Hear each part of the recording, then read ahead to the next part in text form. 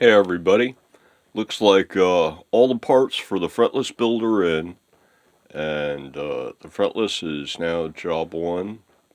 The aged hardware build is done, and about the only thing that's new here, other than like all the new stuff that came in, is, hold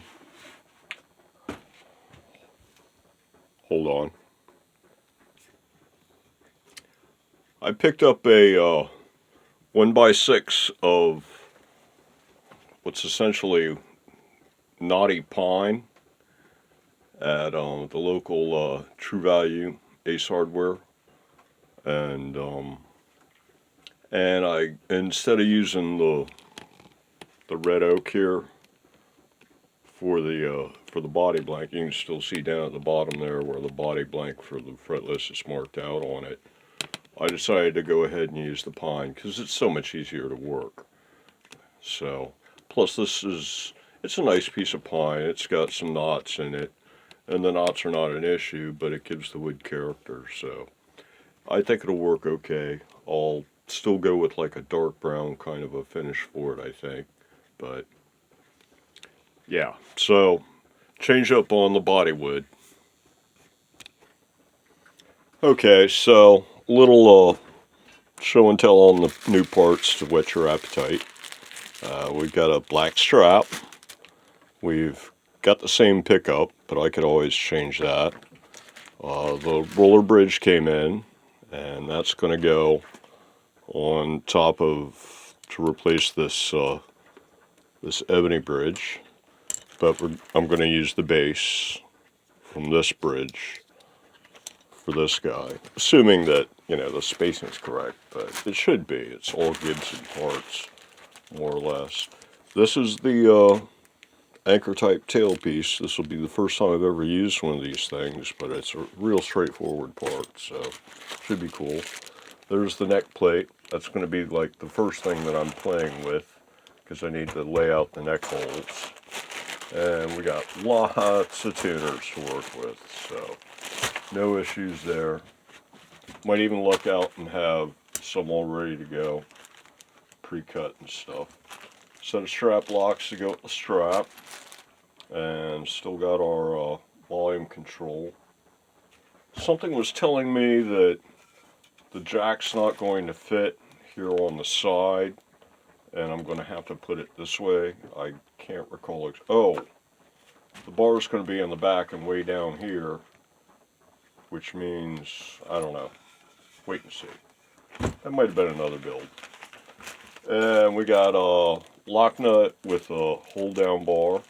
They actually sent me 2 lock nuts and 2 wrenches by accident, I guess, because they sent me 1 hold down bar, and then they sent me the appropriate amount of screws for the hardware they included. And I've also got the thumb screws to go on the lock nut, and see how that goes. I'd gotten into a bit of a debate on ProjectGuitar.com about whether or not these things actually worked, or whether they allowed slippage and had tuning stability issues. And we were down to the point where they were doing tests, not with identical hardware, but I don't really think that was necessarily the issue. But they were doing like 4 semitone bends, and then checking to see if the thing went out of tune. And I later found out that even a Floyd Rose can have issues doing with tuning stability and 4 semitone bends. So, because that's a pretty serious bend. That's like 2 whole notes. But anyway, yeah. Because that's what it takes in order to make these things not work. Maybe it might have been these. It might have been the trim. I mean, yeah. So So if you're looking at, like, 4 semitone bends before these things even become questionable, I don't think it's going to be an issue. So that's the thumb screw lock nuts, and other than that, standard stuff, standard neck screws. Yeah, the neck screws come with a plate and stuff, so that'll all be real straightforward. And then, a couple screws for a swing bar and a thumb screw. And on the body here, I've already got marked out where the neck is. I've got the center line, I've got where the neck ends, I've got punch marks at the end of the neck, at the saddle line, and at the tailpiece line. And I've got marked out where the bar is going to be in the sitting position, and this is the center line for the bar. This here is the center line for the bar when it's in the strap position, which means it's going to be out here somewhere, which gives you plenty of room to the neck. So everything should be good. The only thing that might be an issue is down at this end. I wish this camera would show the pencil better. There we go.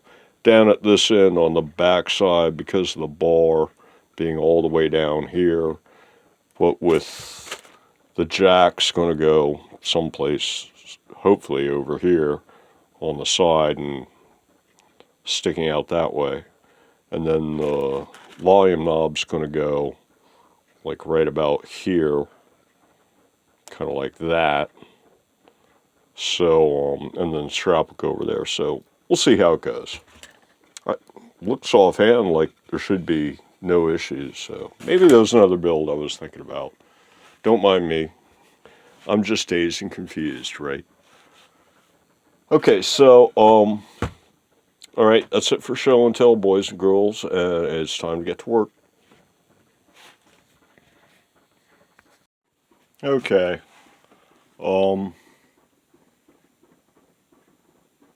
Let's see. I'm thinking the neck plate should go here. I can leave all that for shaping. That's the end of the neck there. And man, this thing is pretty.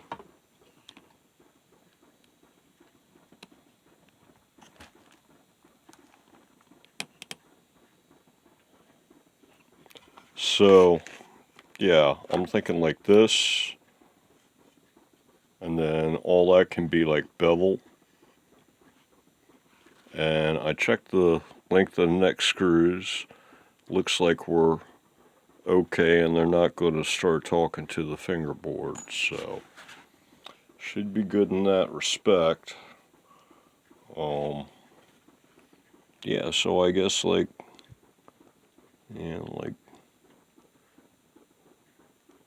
right about there kind of a thing. If I can get the camera over there. Just about like that. Because this line right here is the neckline, so maybe move it down a mil. Something like that. That should do. Let me find a pencil.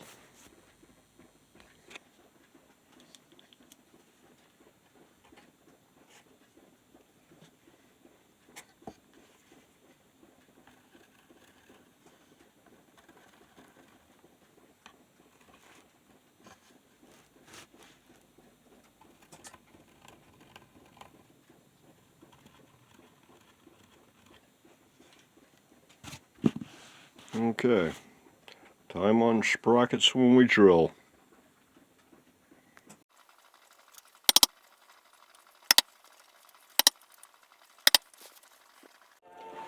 On the body, because of the fact that the board I purchased was a 1x6 by 8 foot in length for $17 and change, it was too big for the table saw inside here. So I cut the blank to length. Remember the 420 fretless? Yeah, I cut it to 420 millimeters with just using a regular handsaw with a sharp tooth, rip saw kind of a thing.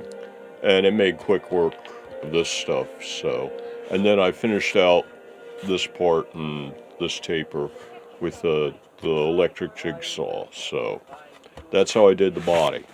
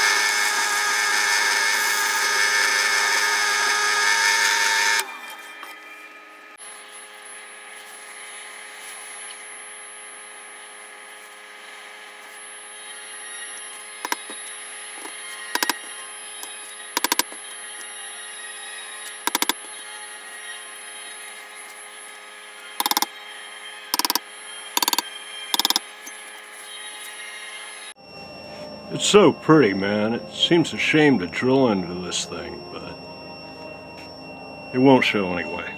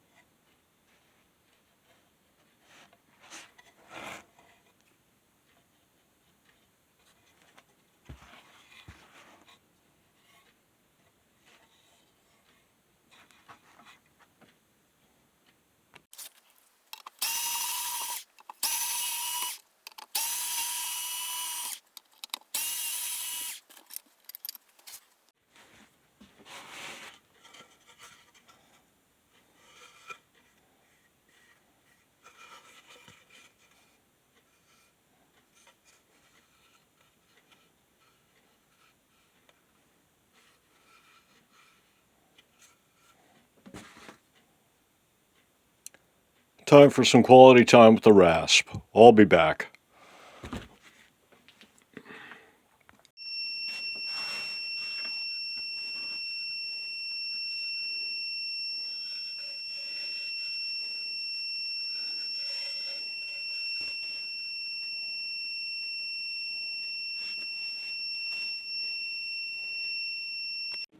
Okay, it's all shaped, so I'm going to sand, and I'll be back. Well, that didn't take long, about 10 minutes. Nice soft wood, easy to work. I figured that this would be a good choice of material. So yeah, all sanded, all rounded, ready for staining, dyeing, sorry.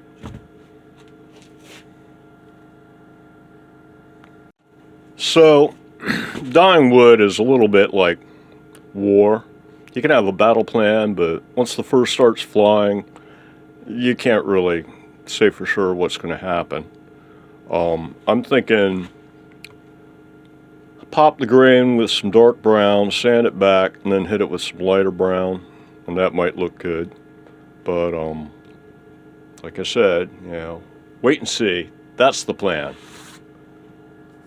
See what happens.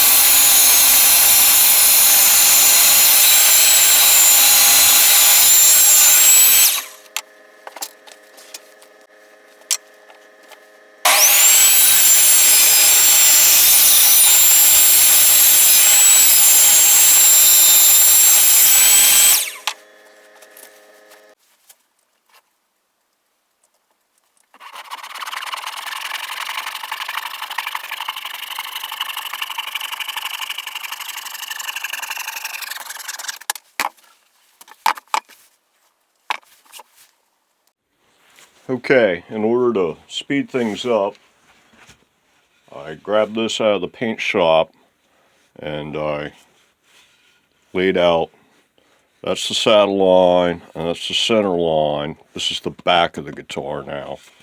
Remember, I had these little punch marks for the string through and the saddle and the end of the neck. And so from that I was able to measure up, get where the saddle line is on the back. This guy's, 140 and 120, so that was easy to get the center line. And then, so that gave me the center of the bridge on the back side. And from there I come back 25-degree angle, and that gives me the intersection with the body. That's where I want the leg bar to come out, like this.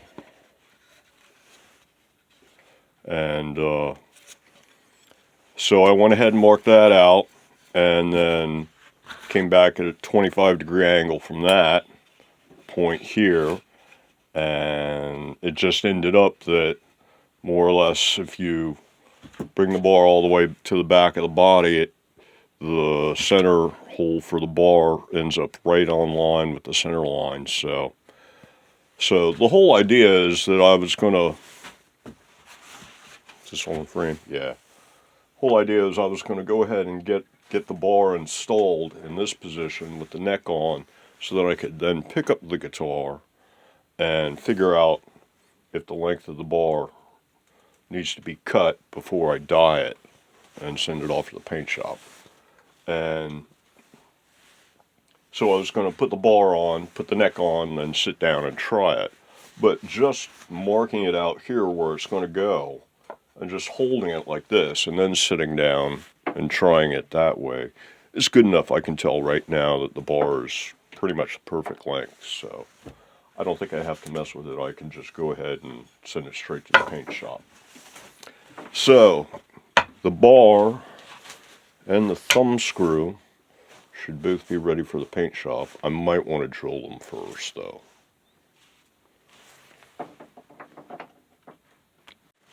I don't think I'm going to drill them first. I'm just going to sand them by hand with some 60 grit. This stuff's real soft, so that shouldn't take long at all. And it's not even worth breaking out the electric palm sander. So let me do that, and I'll be back. I hope you appreciate that I had to turn off Highway Star isolated guitar Richie Blackmore in order to film this. so that I avoid YouTube copyright infringements.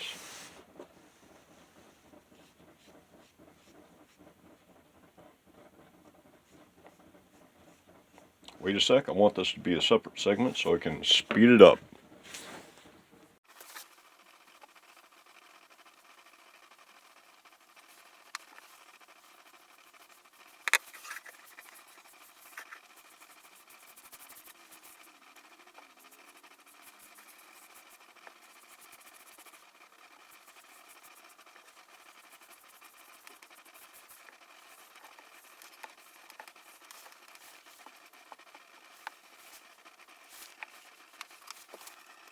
Okay, so here's the body, and it's dry, and it's looking promising actually. And it's time for a naphtha test, see if it's enough or too much, needs to be sanded back, or whether it needs more dye or what. So, here goes nothing. Oh, that's kind of pretty. I think I might leave it right there.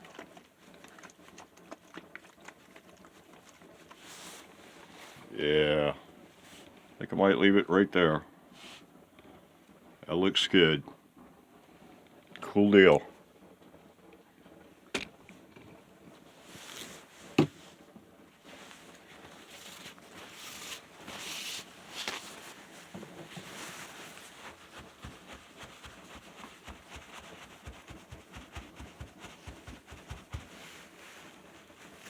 Didn't take any dye off. Excellent.